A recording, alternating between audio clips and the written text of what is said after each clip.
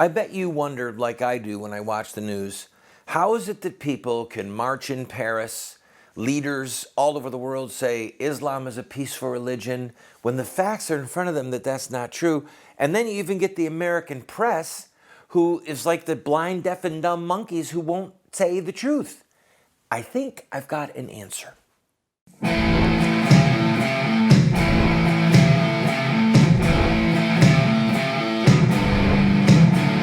Those who forsake the law praise the wicked. Those who uphold the law resist them. Welcome to the Voice of Resistance. Here's your host, Randall Terry. Hello, friend. I hope that you will stay with me through this whole program. I'm going to give you first a spiritual reason why blindness is so prevalent when it comes to the mission of Islam.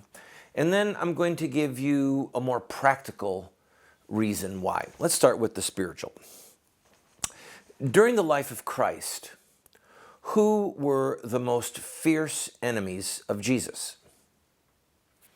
The Pharisees, the Sadducees, and the Herodians.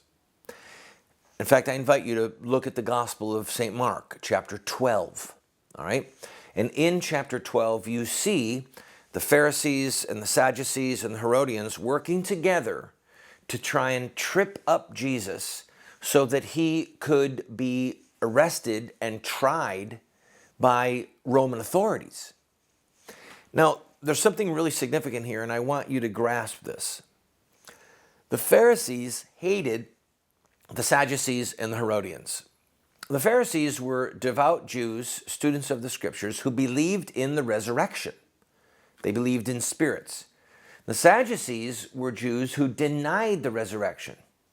And if you remember when Paul was on trial, he split the room between the Pharisees and the Sadducees because the Pharisees said, well, if he's seen a spirit, then, something that says there's life after death, then let's hear him.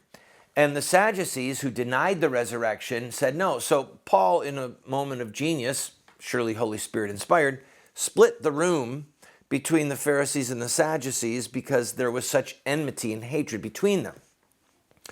The Pharisees and the Sadducees both despised the Herodians because they were basically Jews or partial Jews who had betrayed their country. The Herodians were despised by both the Pharisees and the Sadducees. The Herodians were Jews or partial Jews that had sworn their allegiance to Herod. So they were a political party who was committed to the subjugation of the Jewish people to Roman authority. You have to remember that many of the Jews hated Herod, all right? And the zealots, of whom Simon was one, wanted the violent overthrow of Roman rule in Jerusalem, in all of Israel. So these three factions of Jews, the Pharisees, the Sadducees, and the Herodians, hated each other. But they had an overarching hatred that even surpassed their hatred of each other. And that was the hatred of Jesus. They hated him. And their hatred of him united them in their ongoing efforts, in their ongoing conspiracy to try and bring Christ to his death. Fast forward with me to make the point. When Paul was on his way, Saul, as he was known at the time, was on his way to Damascus to arrest and incarcerate and bring back to Jerusalem certain Christians to be tried and perhaps executed, as he had been a part of the execution of Stephen, the first martyr. And the Lord appeared to him. What did the Lord say to him? He said, Saul, Saul, why do you persecute me? That's what Jesus said. Saul, Saul, why do you persecute me? And Saul said, who are you? And he said, I am Jesus. Now, Jesus was in heaven, right? So that means that Christ's words, what you do to the least of these, my brethren, you do to me, Well, it means that Jesus takes those words quite seriously. So now that Jesus is seated at the right hand of God the Father, if evil men and women, if the Sadducees, the Pharisees, and the Herodians of today want to persecute Christ, want to bring harm to Christ, how do they do it? They go after Christians. They go after and attack and persecute the church. And so as you watch the empty-headed, foolish statements of political leaders saying that Islam is a peaceful religion, as you see the New York Times refuse to print the cartoons and try and create this narrative that somebody who stands against Islam is an Islamophobe and they're like the Nazis who were against the Jews, creating these bizarre scenarios. And you're looking, how could they be so stupid? How could they be so blind? There's a spiritual dynamic at work here. It is the dynamic that was at work with the Pharisees, the Sadducees, and the Herodians. Secretly in their heart, the media elite might really dislike Islam and certain Islamic leaders, but they hate Jesus more. They hate the church more, because if you're going to go after Christ, you've got to go after the church. And if you look in Muslim lands right now, from Saudi Arabia to Pakistan to Afghanistan to Syria to Iraq at the hands of ISIS, who's being tormented the most? It's Christians. It's Christians. And so you see the modern day Herodians, Pharisees, and Sadducees who despise each other. Political leaders who hate the press because the press give them a hard time. The press who despise secretly certain elements of Islam, and Muslims who hate the press and Western religious leaders. But somehow they all find themselves in agreement that they hate Jesus and they hate his church. And they would rather side with the Muslims, these political fools and these media, I'm trying to be careful with my adjectives, you fill in the blank, these media blanks. They despise the church, the true church, the Christian community, Jesus Christ, the Son of God, God the Son. They despise him and his people so much that they would rather give a pass to Islam than to report the truth about Islam, and thereby imply, well, Christianity might be right.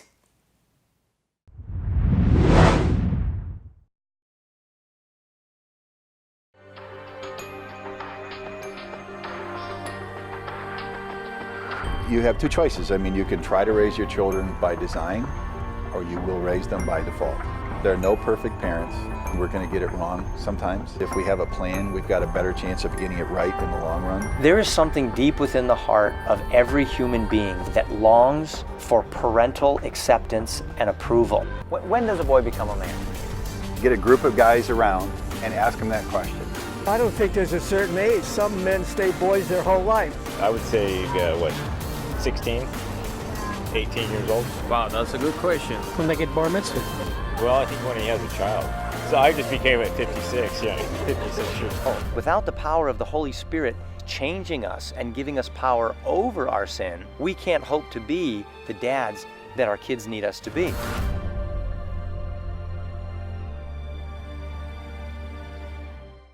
We have put together what we call an online university for you. Now that's a highfalutin way of saying that we have a pretty significant library of material, books, tapes, videos that are there for you for free. Why are we doing this? Because America is desperate for new leaders, and because this material could help you to become the leader that you and God want you to be. Check it out and enjoy it.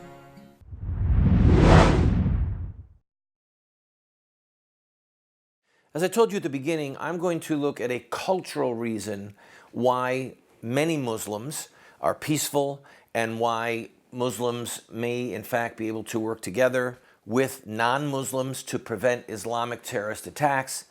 But that's going to come up hopefully in the next segment. First, I want to talk to you about the continuity of this thought that the Herodians, the Sadducees, and the Pharisees all worked together against Christ, even though they hated each other, okay?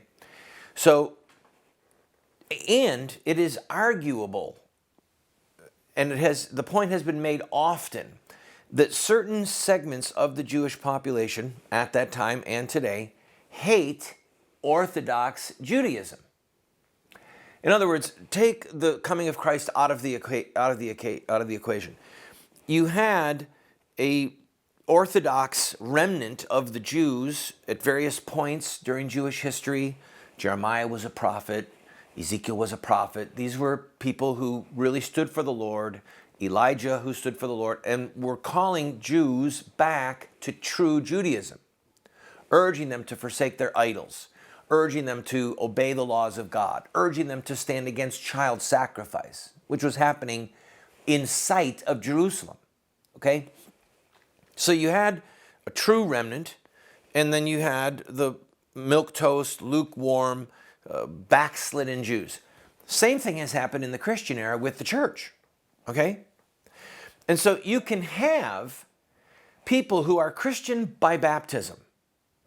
John Kerry, Nancy Pelosi, who are at war with true Christianity.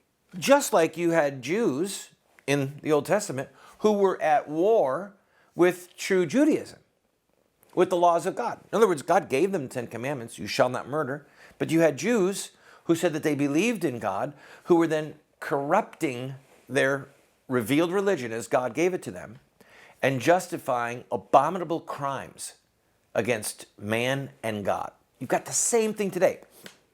So when John Kerry spoke against these horrific murders in Paris, he never uses the word Islamic terrorism. Okay? Obama never uses the word Islamic terrorism. But Kerry quotes, puts a shout out to an imam in Paris who said that these murders were a declaration of war, and that these people that were killed were martyrs for liberty or martyrs for freedom.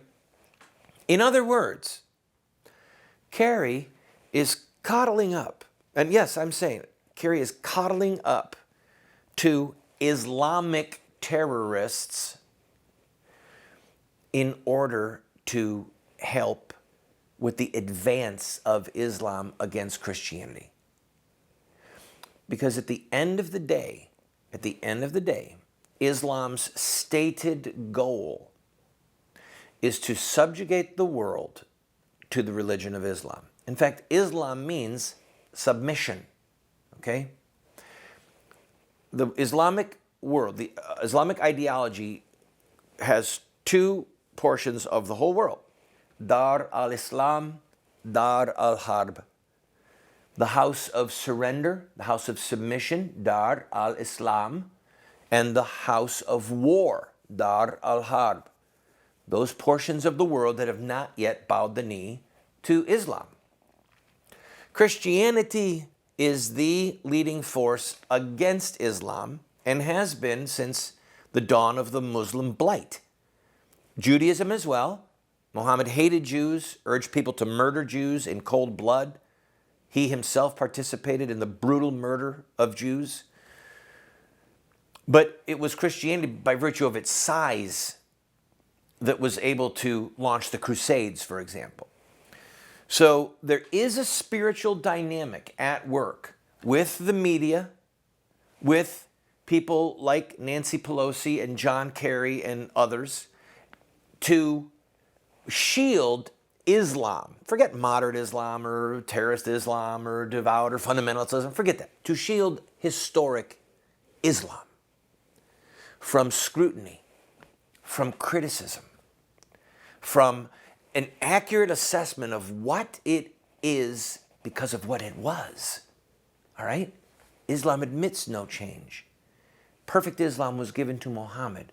And if you study the Islam of Muhammad, you recognize that it is a curse on the face of the earth that is committed to the enslavement or the obliteration of Christianity and Judaism and human freedom.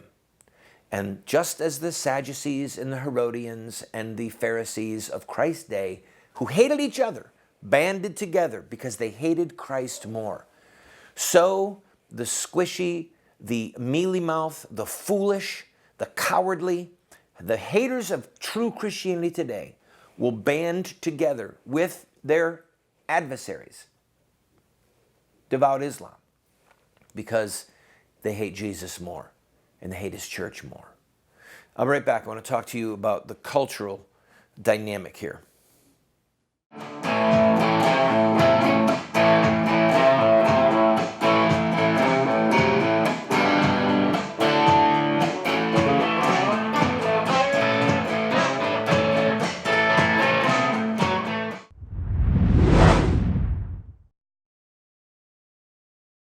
Hello, friend. This is our new television studio, music studio, and documentary studio. Almost done. We're so close. It's been months and months of labor. Volunteer labor, labor done really inexpensively, people pitching in, bringing lumber that we cut literally from another state. We are excited to use this place for God's kingdom, for truth, for justice, for the fight for innocent lives. And if you believe in this show, it takes something like this to do it. We actually have to have a facility. We have to have the right tools, the right weapons to wage philosophical and theological and cultural and political war. So if you're blessed by this show, I'm asking you to go to our website right now and make as large a contribution as you can so we can buy the equipment that we need to finish this project. Thank you.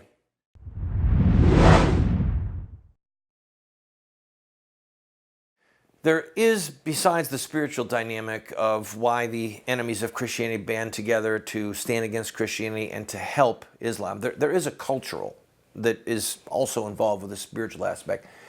If you, for example, Nancy Pelosi has recently named a Muslim to be on the permanent House Select Committee on Intelligence, Andre Carson of Indiana. Now, this was a political move on her part. In other words, what are the Republicans going to do? Say, no, he shouldn't be on because he's a Muslim? So then they play right into her hands of Islamophobia. Another angle that is at least worth discussing is that he's a bad Muslim. There are good Muslims and there are bad Muslims. Muhammad said that there are people who quote the Quran like a bird sings a song, but just as an arrow passes through the bird's throat, all right, the words come out of their mouth but have no meaning, and they're not true to their religion. Muhammad said, kill somebody who changes his religion. Muhammad repeatedly spoke against, and so did his followers, the caliphate, the early rightly guided caliphs, spoke against those who would not help Islam against infidels. In other words, someone made a profession of faith in Islam. There is no God but God, and Muhammad is his prophet. There's the profession of faith, the shahada. But they weren't committed to jihad. They weren't committed to killing Jews or Christians at the command of Muhammad or the other subsequent caliphs. So, as I've been thinking about this, the picking of this man, maybe he's a bad Muslim. Maybe he really would help root out what we would call Muslim terrorists, who are in fact devout Muslims. Maybe he's like Muhammad said, that bird that maybe will quote the Quran, but it has no meaning for him. I don't know. But I digress. If I asked a room full of Christians, please explain to me why the Nicene Creed is so critical to all Christians, Catholic, Orthodox, and all Protestant denominations. If I said, I want you please to explain to me how come it is a life and death matter for the church. Most Christians would not know what led up to the Council of Nicaea, what was at stake at the Council of Nicaea theologically, and why it's so critical to Christians today, and why it's even critical in the war with Islam. We have in Christianity what are called Christmas and Easter Christians. We have people who are truly baptized. We have people that have been born again, to use whatever language you are comfortable with. Confirmed, who have gotten saved, who've made a profession of faith, who have been baptized, whatever you want to say, that really are marked by Christ as Christ's own. Okay? These people culturally are Christian, but they would not be able to defend the dual nature of Christ. They would not be able to explain why the Council of Nicaea is so critical. They might not even know that one of the bishops, St. Nicholas, punched another bishop in the face over the dual nature of Christ. When I was in the Middle East, traveling around, looking at historic sites, I asked 10 or 12 different Muslims, when I felt I was safe, did you know that Muhammad killed people with his own hand? Only 2 people that I asked knew. All the rest, number 1, did not know, and number 2, were indignant that I would even suggest such a thing. They're cultural Muslims. They're not devout. They don't understand their own history any more than a lot of Christians understand the Council of Nicaea. And so that dynamic exists.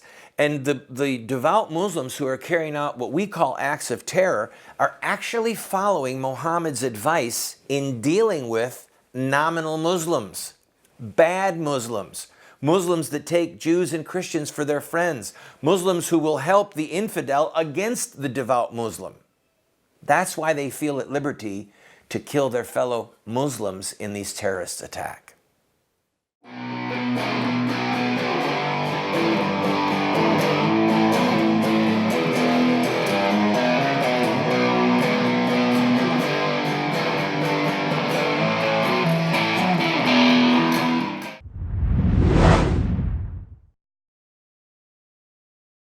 Hello, friend. This is our new television studio, music studio, and documentary studio. Almost done. We're so close. It's been months and months of labor.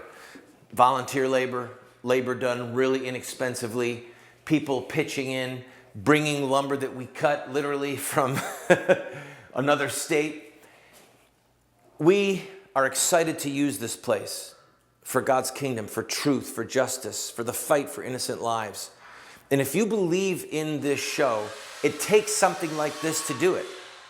We actually have to have a facility. We have to have the right tools, the right weapons to wage philosophical and theological and cultural and political war. So if you're blessed by this show, I'm asking you to go to our website right now and make as large a contribution as you can so we can buy the equipment that we need to finish this project. Thank you.